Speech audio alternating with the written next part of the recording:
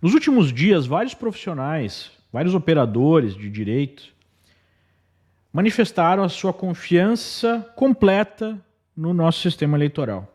Desde associações de classe, né, de juízes, de procuradores, de delegados, até mesmo relatos pessoais nas redes sociais,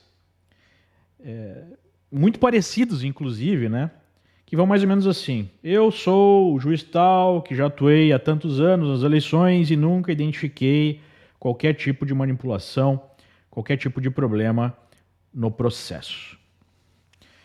Além, né, do estranhamento com textos muito parecidos, que é que criou, né, esse texto original, é o seguinte: como é que essas pessoas poderiam ter identificado qualquer tipo de problema se a maior parte do processo acontece a nível de software, de um algoritmo?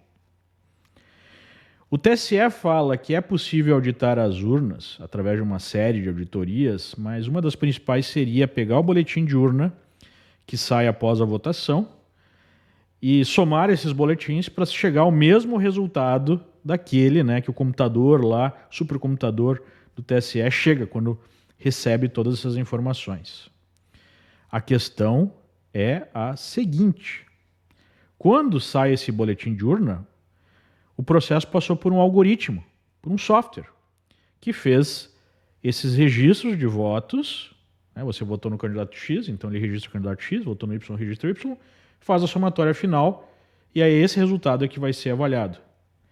Se houver alguma linha nesse código que manipula de alguma forma esse voto, é muito difícil de saber. Por quê? Porque são milhões de linhas de código. E para piorar a situação, esse não é um código aberto. Esse é um código que apenas algumas instituições, né, já cadastradas no TSE têm acesso. É muito difícil fazer auditoria, fazer o levantamento, fazer a avaliação de milhões de linhas de código. Os técnicos falam isso. Mas o TSE fala que dá esse código para partidos, enfim, até para as Forças Armadas. Eles que se virem encontrar algum problema, se ele existir. E aí há o fechamento da urna, né, com a criptografia num código específico que supostamente garante que aquele software que foi avaliado pelas entidades é aquele que está rodando nas urnas. Isso seria prova suficiente para afastar qualquer possibilidade de manipulação. Só que essa questão já foi discutida no resto do mundo. Quando você avalia qualquer questão, é interessante você avaliar o status daquela discussão, porque outras pessoas podem ter pensado naquilo e podem ter discutido aquele mesmo problema. E nesse caso, já aconteceu. Já há uma conclusão que urnas de primeira geração, como a brasileira, são vulneráveis. E é por isso que nós temos urnas de terceira, quarta geração utilizadas nos países que assim o fazem, onde há o comprovante físico do voto. Ou seja, o software está operando, quando você vota aparece um papel, né, uma mídia mais fácil, com o candidato, você confirma, esse papel cai numa urna. Aí você tem, como por amostragem, na Índia, por exemplo, é assim, 1,5% das urnas que são sorteadas são contadas manualmente. E aí você bate com a informação que veio do software e você diz, olha, nada é 100%, mas aqui é uma boa chance de não ter havido qualquer manipulação, porque esse processo de auditoria é independente do software. Países atrasados, né, como a Alemanha, chegaram a uma conclusão ainda mais dura em relação ao processo eletrônico. Na Alemanha é proibido, porque a tese é que qualquer cidadão, mesmo aquele que não tenha capacidade ou conhecimento técnico, deve entender o processo.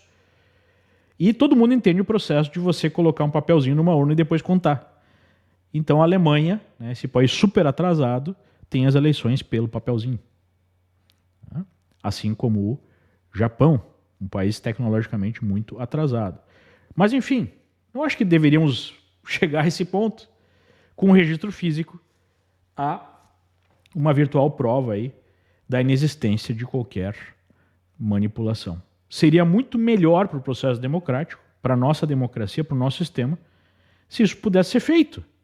Porque aí ganha A, ganha B, o questionamento desse resultado ele seria muito menos provável, né?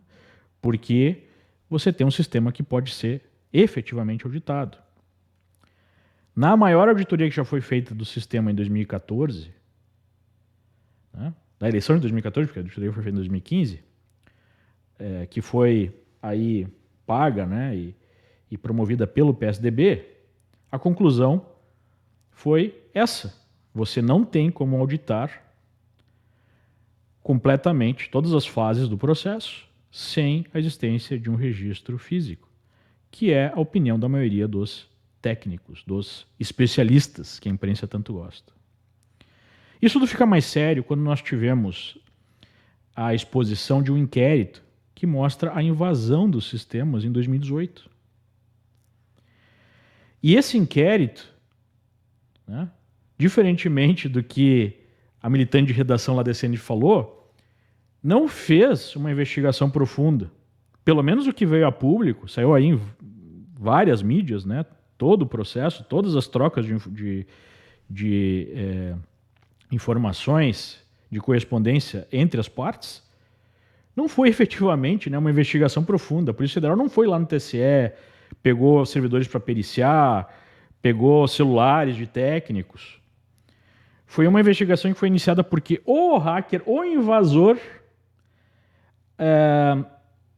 informou uma revista e comprovou que invadiu porque mandou material, mandou arquivos junto. A revista informou o TSE que pediu uma investigação aí da PF. E a PF fez questionamentos para o TSE, mas colocou o alvo aí da investigação na busca pela identificação do hacker, coisa que não aconteceu até hoje. E não investigou a possibilidade de agentes, ou não investigou a fundo a possibilidade de agentes internos estarem participando aí dessa invasão. E aí os técnicos do TSE colocam, não, mas isso não influenciou as eleições de 2018, mesmo acontecendo essa invasão perto das eleições, porque essa versão do software que rodou nas urnas não é a versão que o hacker teve acesso. O hacker teve acesso ao código-fonte, né? Mas isso quem disse foram os técnicos e nós temos que acreditar. E pior que isso, num regime democrático, a imprensa deveria ser a primeira a buscar a investigação desse grave ataque. O que nós vimos não foi isso.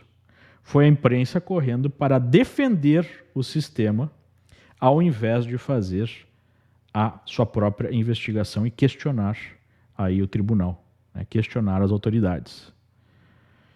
E agora nós temos esse estamento burocrático concorrendo para ver quem é que diz o amém, né, mais claro em relação à nova religião do sistema eleitoral brasileiro.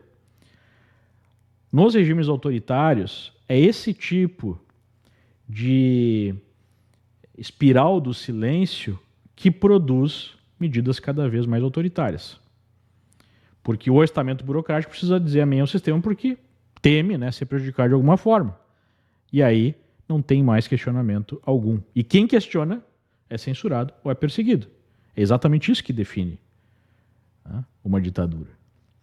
Infelizmente, parece que está acontecendo no Brasil.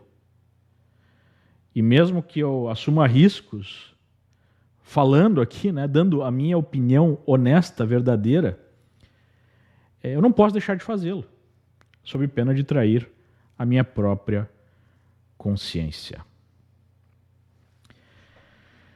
Estamos chegando, né, num momento no Brasil onde pessoas influentes, políticos, inclusive vários que aprovaram o voto impresso, né, Simone Tebet, Ciro Gomes, próprio Amoedo, Rodrigo Maia, que foi o relator dessa lei, agora está dizendo que acredita completamente no sistema. Essas pessoas simplesmente repetem: 2 pernas ruins, 4 pernas, 4 patas, bom. E isso é muito perigoso.